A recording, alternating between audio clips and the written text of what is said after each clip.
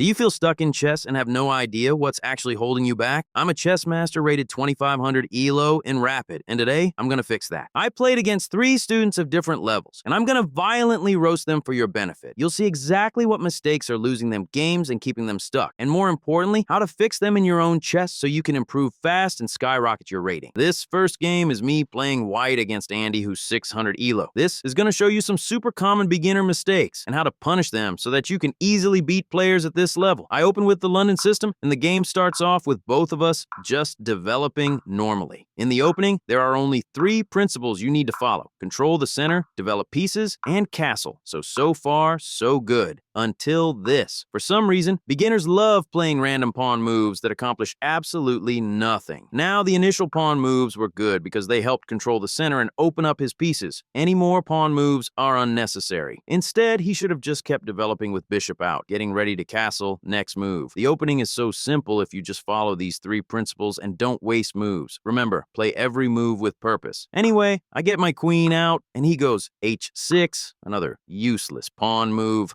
Well, he does have a plan with this, which you'll see soon, but it wasn't a very good one. I play bishop e2, and you can already see, because of those wasted pawn moves, he's way behind in development. Now he goes rook g8, which is a huge mistake. His idea is he wants to push g5, attack my bishop, maybe pawn storm on the king side. But there are so many things wrong with this. First of all, he can't castle anymore. Well, he can castle queenside, but that's very risky because of how far up these pawns are. So his king might be safe for now because the center is closed, but long term, it just doesn't have a safe place to go to. I just castled here because I'm not worried about his pawn storm at all. I know that I have enough pieces protecting my king, and he doesn't have many attackers because he hasn't developed. So let's see how this turns out for him. He goes g5, I drop my bishop back. g4, knight e5, he trades, bishop takes, and then goes h5. Now, a lot of beginners get intimidated by aggressive opponents when they're pawn storming like this, but my thought process here was just don't panic. I'm not scared of the pawns because he doesn't really have any pieces to back up the attack, like all his pieces are on the back rank. Meanwhile, his king is still in the center, so how do I punish this? Well, all I need to do is break open the center to attack. So I start with e4.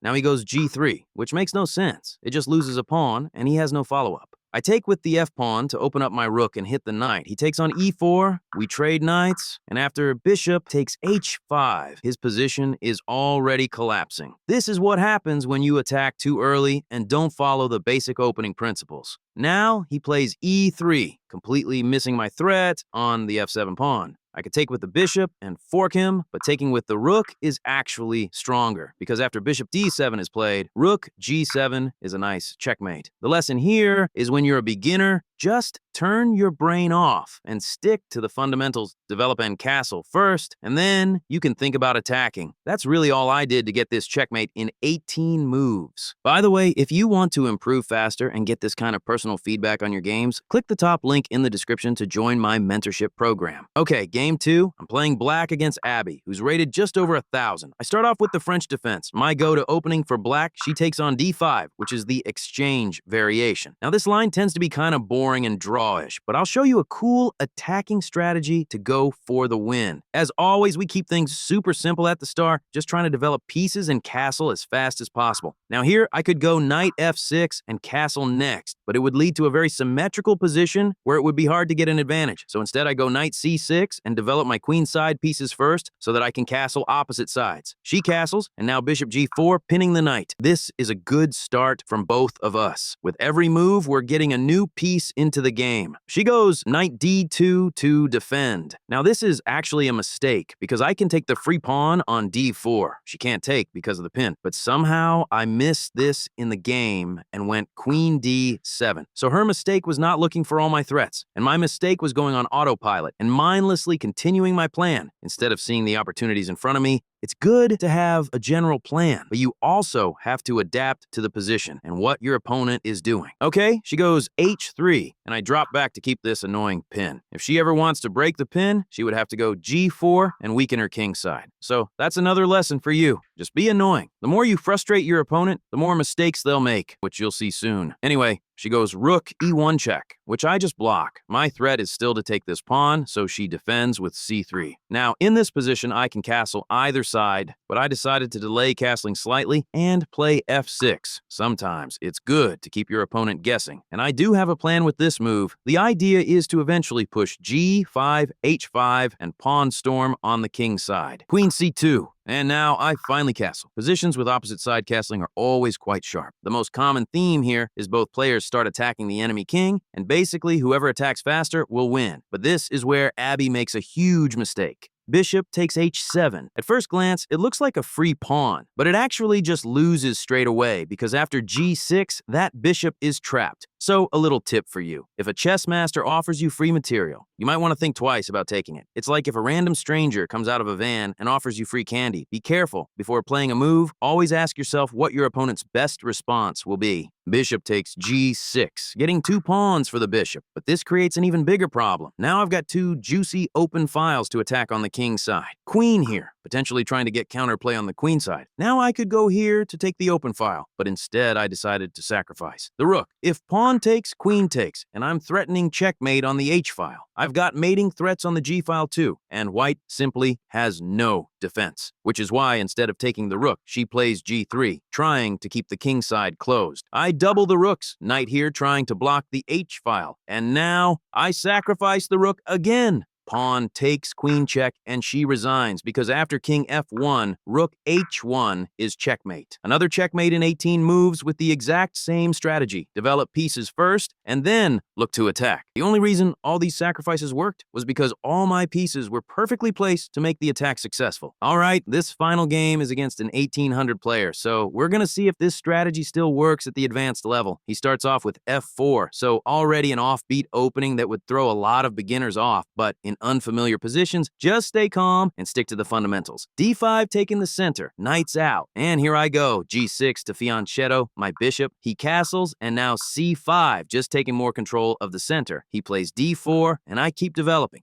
This does hang a pawn, but if he does take, I would go queen a5 and win it back. Now he plays c3, creating this stone wall structure with the pawns. A lot of players struggle against this structure, but it does have some downsides, which I'll show you how to exploit in a bit. He's actually threatening to win the c5 pawn now, and then defend it with b4, so I push b6 to defend. He goes h3, bishop out, knight d2, and I castle. Now we've developed and castled, and we both have solid positions with no major weaknesses, so this is where the positional aspect of chess comes into play. How do you create an advantage out of nothing? That's what this game is going to show you. He goes knight e5, which is a very strong square supported by 2 pawns. Now, whenever my opponent puts a piece in my half of the board, my first thought is how do I get rid of it? And you can do this by either trading it off or chasing it away. The problem is, if I trade right now, he gets this really strong central pawn, and it also helps him open up his rook, which is why I start with knight d7 with the idea of f6 and kicking the knight away. So he decides to trade himself, which I'm happy with. And now, knight f3. He wants to bring that knight in, so I go f6 to prevent this. a4, and this is where my plan to destroy the stone wall comes in. e5. This is a very nice idea to completely break apart all his pawns. If he doesn't take, I can push and take even more space, so he kind of has to trade.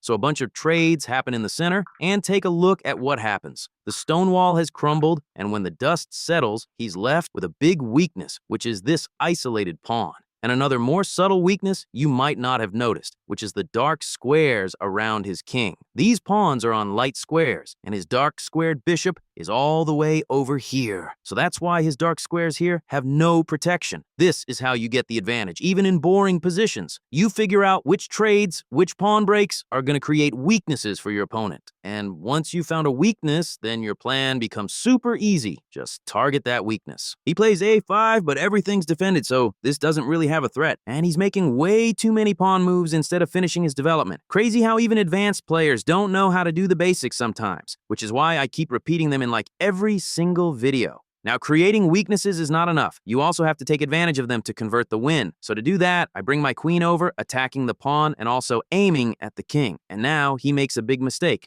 Pawn to e4. It's a discovered attack on my queen, but clearly he didn't think things through because now queen g3 sets up a battery and threatens mate next move. Instead, he should have used his queen to prevent that. And he only would have found that move if he had been actively looking for all my threats in the position. But it's too late. This position is now dead lost. He tries trading rooks, and then bishop to f3. If queen check, his plan is to escape with the king. So I take on e4 first to attack the bishop. He just can't do anything here. He can't move the bishop cause of the checkmate threat. He gives a check, but king here and there, no more checks. And here, he just resigned, because after pawn takes, checkmate is unstoppable. So the general strategy was the same as the other two games: develop and attack. The main difference at this advanced level is you need that deeper positional understanding to execute that attack by taking advantage of your opponent's weaknesses. Now, if you want to improve your skills faster and skyrocket your rating, click the link in the description or go to school.com/chess to check out the full 0 to 2000 ELO program.